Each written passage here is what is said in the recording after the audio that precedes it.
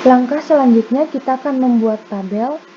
Kita klik pada bagian skema. Kemudian pada bagian database objects kita pilih tables. Kemudian kita klik create. Nah, pada bagian table organization ini kita biarkan default, kemudian kita klik continue. Pada bagian nama kita masukkan tabel yang pertama yang sudah kita buat sesuai dengan IRD, yaitu petugas perpustakaan. Pada bagian skema kita kaitkan dengan kepala perpustakaan. Kemudian pada bagian table space kita pilih table space yang sudah kita buat di awal. Kemudian pada bagian kolom kita mengisi data-data daripada tabel petugas perpustakaan. Yang pertama adalah NIP dan nama petugas. Untuk tipe data dari NIP itu sendiri yaitu number. Lalu untuk nama petugas tipe datanya dibiarkan default itu varchar. Untuk size-nya kita ganti 15 dan 30. Lalu kita berikan centang di sini. Selanjutnya kita akan menentukan primary key dari tabel petugas perpustakaan. Kita klik pada bagian constraints. Lalu pada bagian constraints ini kita pilih primary, kemudian klik add. Nah, di sini kita akan menjadikan NIP sebagai primary key. Sudah double klik dan otomatis NIP-nya sudah pindah ke sebelah kanan. Kemudian kita klik continue. Lalu kembali ke bagian general. Nah, sekarang pada atribut NIP sudah dipasangkan primary key. Kemudian kita klik OK. Nah, untuk tabel nama petugas perpustakaan sudah berhasil dibuat. Kemudian kita akan membuat tabel yang kedua. Klik create di sini lagi. Langkah-langkah masih tetap sama seperti tabel-tabel yang sudah kita buat sebelumnya. Klik continue. Nah, untuk nama tabel yang kedua adalah tabel mahasiswa. Skemanya juga sama seperti tabel yang sebelumnya.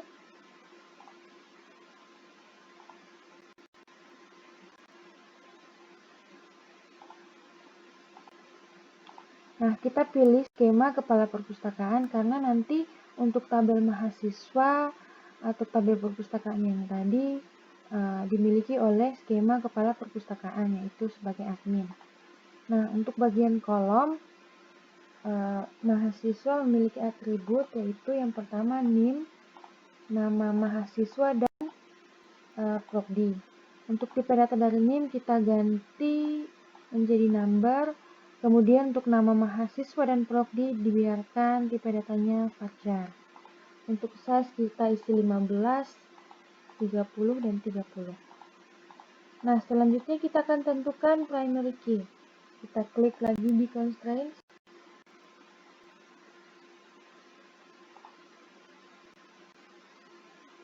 Nah, untuk tabel mahasiswanya kita jadikan NIM sebagai primary key-nya.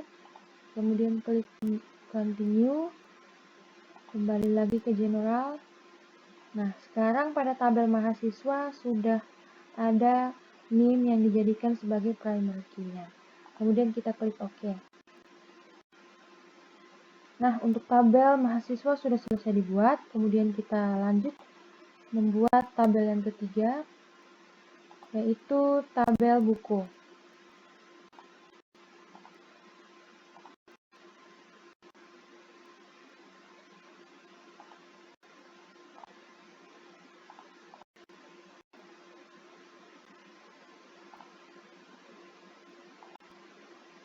Nah, pada kolom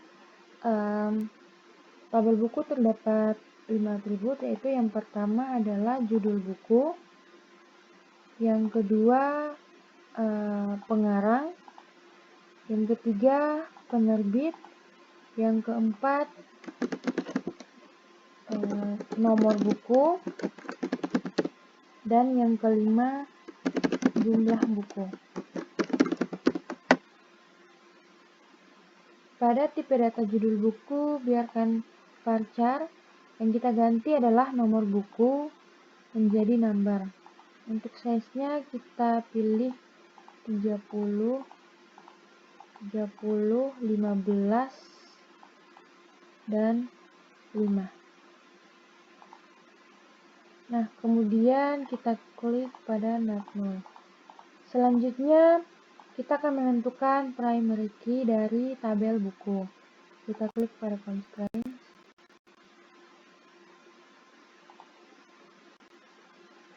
Nah, untuk tabel bukunya, kita jadikan nomor buku sebagai primary key, kemudian klik continue.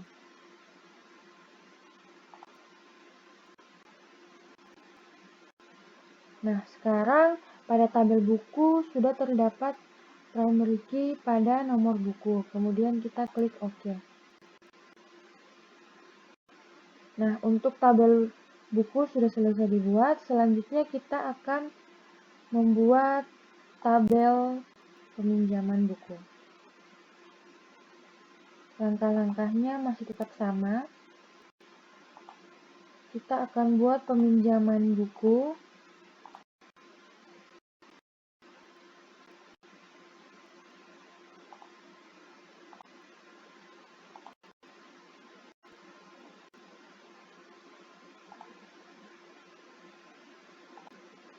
Nah, pada kolom peminjaman buku kita isi dengan yang pertama NIM, lalu judul buku, kemudian nomor buku,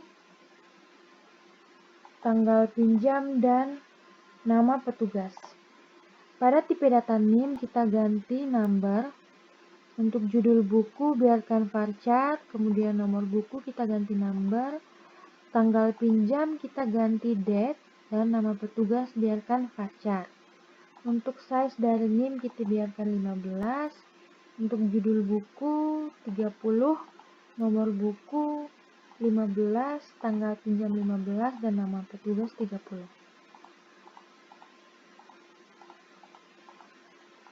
Nah, kita akan tentukan primary key-nya, kita klik pada constraints, langsung add. Nah, untuk tabel peminjaman bukunya kita jadikan NIM sebagai primary key-nya.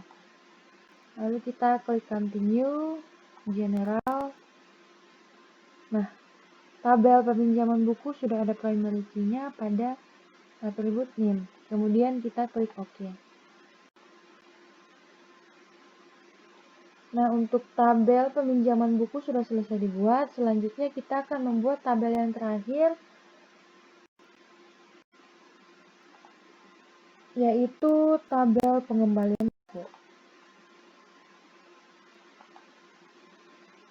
Untuk skemanya kita ganti sama seperti tabel-tabel sebelumnya.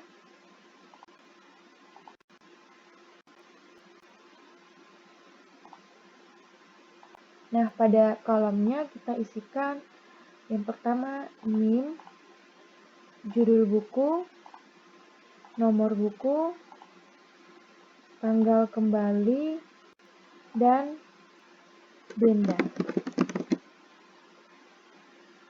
Nah, untuk NIM kita ganti number, judul buku biarkan varchar, dan nomor buku kita ganti number, tanggal kembali kita ganti D, dan denda kita ganti integer. Untuk size 15, 30, 15, 15, dan 15.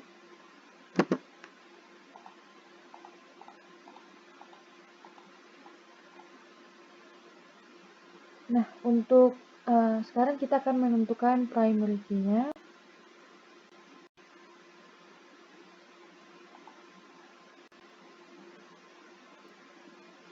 Kita jadikan NIM sebagai primary key-nya.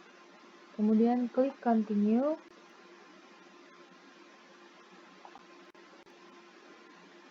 Nah, pada tabel pengembalian buku sudah ada primary key pada NIM. Kemudian kita klik OK. Nah, untuk kelima tabel sudah selesai kita buat.